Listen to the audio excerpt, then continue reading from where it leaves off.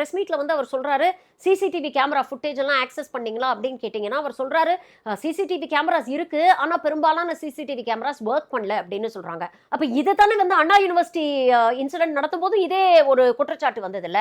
அப்ப எனக்கு தான் இதெல்லாம் வந்து நீங்க சரி செய்ய போறீங்க. ஒரு சிசிடிவி கேமரா ஒர்க் பண்ணலனா அது சரி செய்ய வேண்டியது பொதுமக்களுடைய கடமையா இல்ல காவல்துறையோட கடமையா?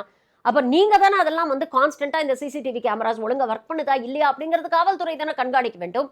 அப்ப காவல்துறை தரப்புலயும் ஏகப்பட்ட லாக்குனே இருக்கு, ஏகப்பட்ட ஒரு லேக் வந்து இருக்கு அப்படிங்கறத நம்ம பார்க்க வேண்டியிருக்குல்ல. அப்ப இதெல்லாம் கண்டிப்பா நம்ம கேள்வி கேட்க தான் வேணும்.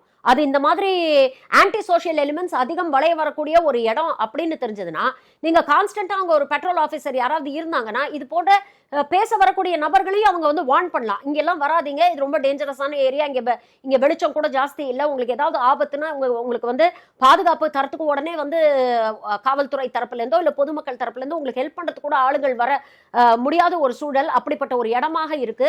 அப்ப நீங்க கேர்ஃபுல்லா இருக்கணும் அப்படிங்கிற ஒரு அவேர்னஸ் போலீஸ் வந்து கொஞ்சம் சுறுசுறுப்பா செயல்பட்டு இருந்தாங்கன்னா அங்க டெஃபினட்டா ஏற்படுத்தி இருக்க முடியும்.